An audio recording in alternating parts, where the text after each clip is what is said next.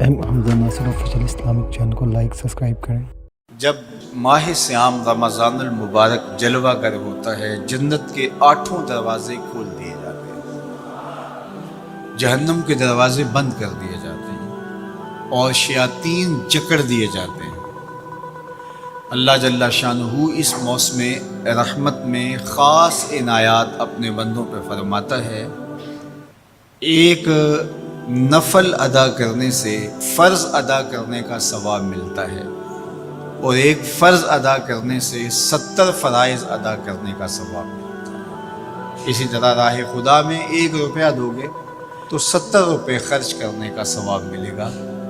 اسی طرح باقی نیکیاں بھی جتنی بھی ہم کرتے ہیں، وہ ایک نیکی کریں گے تو 70 گنا اجر ماہ سیام میں ہمیں نصیب ہوتا ہے۔ اس لیے اہل ایمان کا یہ طریقہ ہے کہ وہ اس مہینے میں کثرت کے ساتھ تلاوت کرتے ہیں، کیونکہ ایک مرتبہ اگر قرآن مجید پڑھ لیا تو 70 مرتبہ قرآن مجید پڑھنے کا ثواب نصیب ہوا۔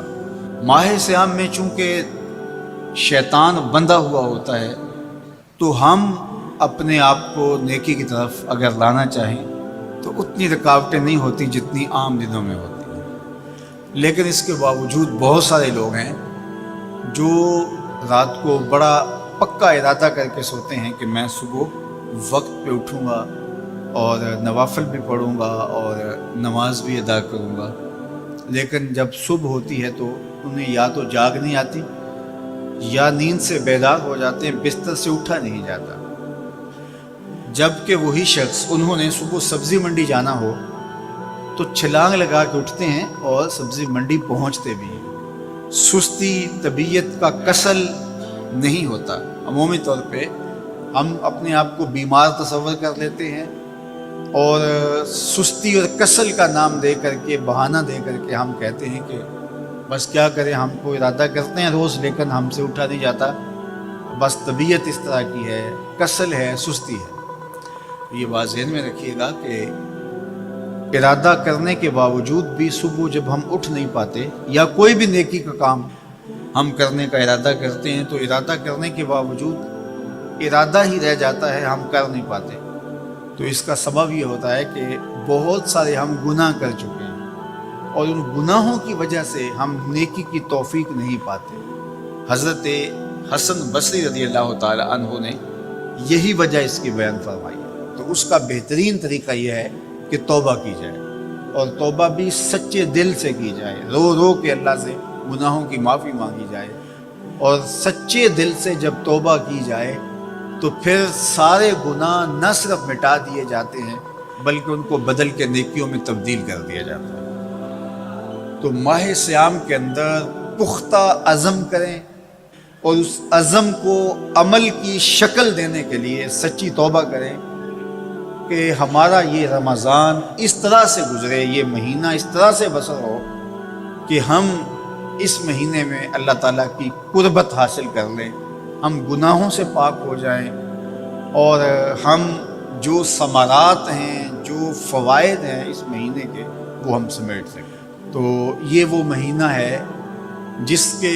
انتظار میں میرے اور آپ کے آقا و مولا اپنی آنکھیں لگائے ہوتے تھے اور دن گن گن کے وقت گزارتے تھے کہ ماہ سیام آ رہا ہے۔ تو اس مہینے کا عزت کے ساتھ، تکریم کے ساتھ، اعزاز کے ساتھ استقبال کرو اور اس کو پلکوں پہ بٹھاؤ، اس کو دل پہ بٹھاؤ۔ اس مہینے کی تکریم یہ ہے کہ اس میں ہر برا کام چھوڑ دیا جائے۔ اگر کوئی شخص برا کام نہیں چھوڑتا اور روزے رکھتا ہے تو میرے اور آپ کے آقا و مولا کا ایک فرمان سن لیجئے، من لم یدع قول الزور والعمل بہ فلیس للہ حاجۃ فی ان یدع طعامہ و شرابہ۔ فرمایا کہ جو جھوٹ اور برے کام نہیں چھوڑتا، اس کے بھوکا اور پیاسا رہنے کی اللہ کو کوئی ضرورت نہیں ہے۔ تو روزہ خوراک بچاؤ مہم نہیں ہے جو چلائی جاتی ہے، بلکہ یہ تزکیہ نفس کا موسم ہے، باطن کی صفائی کا موسم ہے، اور باطن کی صفائی نہیں ہوتی جب تک ہم کوشش کریں۔ آپ کے بدن پہ بہت ساری میل چڑھی ہوئی ہے اور جمی ہوئی ہے بدن کے ایک ایک عضو پہ میل، تو آپ پانی میں چھلانگ لگا کے باہر بھی آ جاتے ہیں تو میل نہیں اترتی، چلو کچھ نہ کچھ فرق تو ضرور پڑ جاتا ہے، لیکن میل نہیں اترے گی. میل کب اترے گی؟ جب آپ اپنے بدن کو مل مل کے اس کے اوپر صابون لگا کر کے اچھی طرح سے اس کو جب اتاریں گے محنت کوشش سے, تو پھر آپ کا بدن مہک جائے گا, ہلکا پھلکا ہو جائے گا, میل اتر جائے گی. یہ موسم رحمت ہے, اللہ کی رحمتوں کا می برسے گا. اس سے کچھ نہ کچھ فائدہ تو ہوگا ہی, لیکن حقیقی فائدہ وہی حاصل کرے گا جو اپنے گناہوں کو مل مل کے دھوئے گا اور اپنے آپ کو صاف کرنے کی کوشش کرے گا. تو اپنے من کے میل اتارنے ہیں, اپنے باطن کے میل اتارنے ہیں, اپنے اعمال کی درستگی کی کوشش کرنی ہے. صلاۃ التراویح مسجد میں نہیں آ سکتے تو گھروں میں پڑھ لیجئے. جس طرح بڑی عمر والے لوگوں کو, بیمار لوگوں کو کہا گیا کہ آپ گھروں میں پڑھ لیں, بچوں کو کہا گیا, لیکن چھوڑیے گا نا. یہ رمضان المبارک کا خاص عمل ہے. آج کل دین بیزار طبقہ مختلف جگہوں پہ بیٹھ کے مسجد پر, مدرسے پر, تراویح پر, ان چیزوں پر تبصرہ کر رہا ہے اور اتنا ہلکا ثابت کرنا چاہ رہا ہے ان امور کو جس طرح یہ چیزیں ہوتی کچھ نہیں ہیں. جبکہ ماہ سیام کے قیام پر میرے اور آپ کے آقا مولا نے بشارت دیتے ہوئے فرمایا, من قام رمضان ایمانا و احتسابا غفر له ما تقدم من ذنبہ. جس نے رمضان المبارک کی راتوں میں قیام کیا ایمان اور محاسبہ نفس کے ساتھ, اللہ اس کے پچھلے سارے گناہ معاف فرما دیتا ہے. یہ بہت بڑی دولت ہے.